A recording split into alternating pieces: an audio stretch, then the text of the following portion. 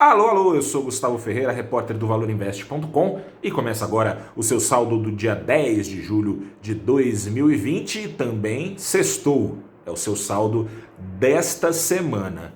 No dia, o Ibovespa subiu 0,88%, depois de 4 meses voltou a fechar acima dos 100 mil pontos. O dólar, por sua vez, caiu hoje 0,35% aos R$ 5,32. Na semana, o Ibovespa conquistou uma alta importante, mais elevada do que seus pares na Europa, do que os índices nos Estados Unidos. Aqui no Brasil, o Ibovespa acumulou uma alta de 3,38%, enquanto o dólar comercial ficou praticamente no 0 a 0 na semana, só 0,05% mais caro em relação ao dólar da semana passada.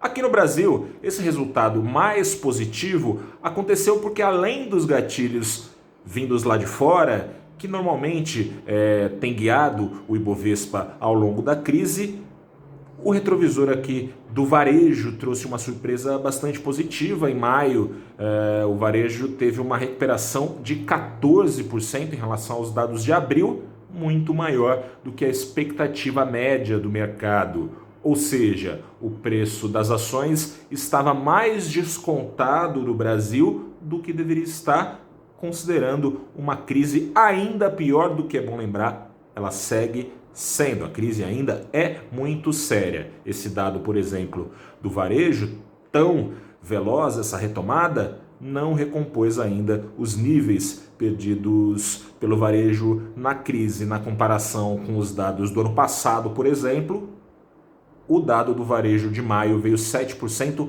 menor, mas ainda assim veio uma revisão de expectativa e uma correção positiva para o preço de ações aqui no Brasil.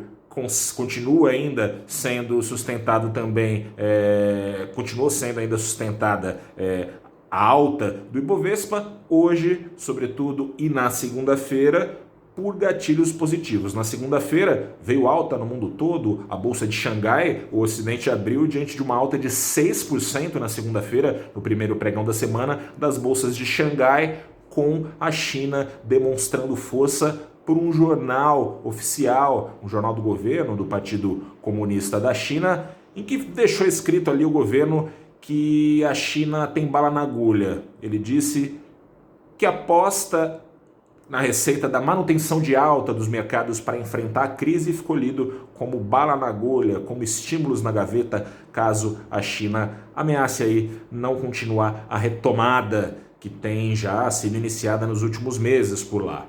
Hoje, pesou bem aí no mercado, dados positivos vindos de alguns dos países mais atingidos pela pandemia na Europa, com destaque para a França e Itália, a Itália teve um aumento da sua atividade industrial na casa de 40%.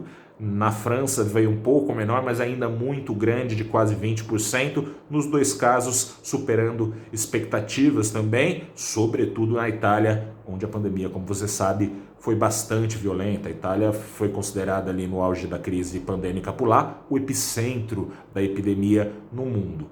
Papel hoje exercido pelos Estados Unidos e responsável por manter, na maior parte da semana, um clima de cautela no exterior. Os Estados Unidos, já há umas 2, 3 semanas, dia sim, dia não, e outro também, batem recordes de contágio em 24 horas. Foi assim nos últimos dias.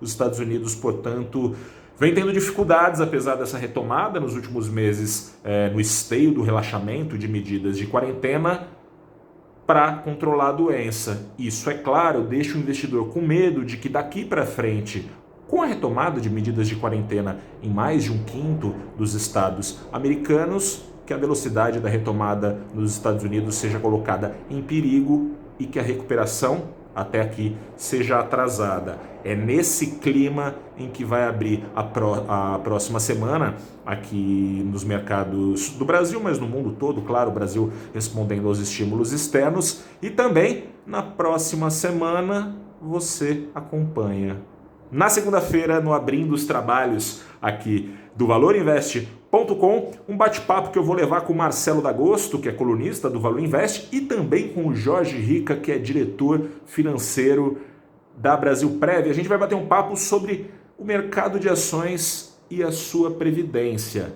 É possível se aposentar comprando ações?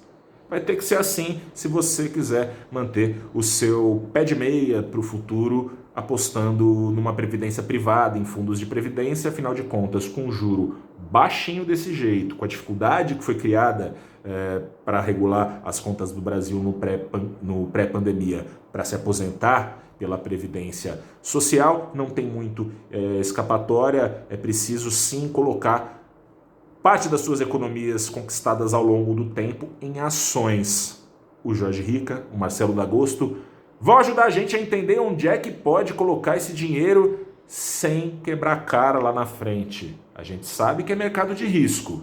Tem que escolher que risco certo topar. Esse bate-papo começa às 8h30 da manhã e ao longo do dia, claro, você começa a acompanhar a abertura dos trabalhos de fato na B3, que começa também com notícias nos Estados Unidos trazendo os índices para cima nessa sexta-feira, com mais vacinas sobre o Remdesivir. Eu te convido a acessar o valorinvest.com, tem mais detalhes lá. O laboratório responsável por esse antiviral diz que tem mais de 60% de eficácia aí contra a pandemia, contra a Covid-19. Eles falam numa eficiência, numa diminuição de mortes de pacientes acima desses 60%.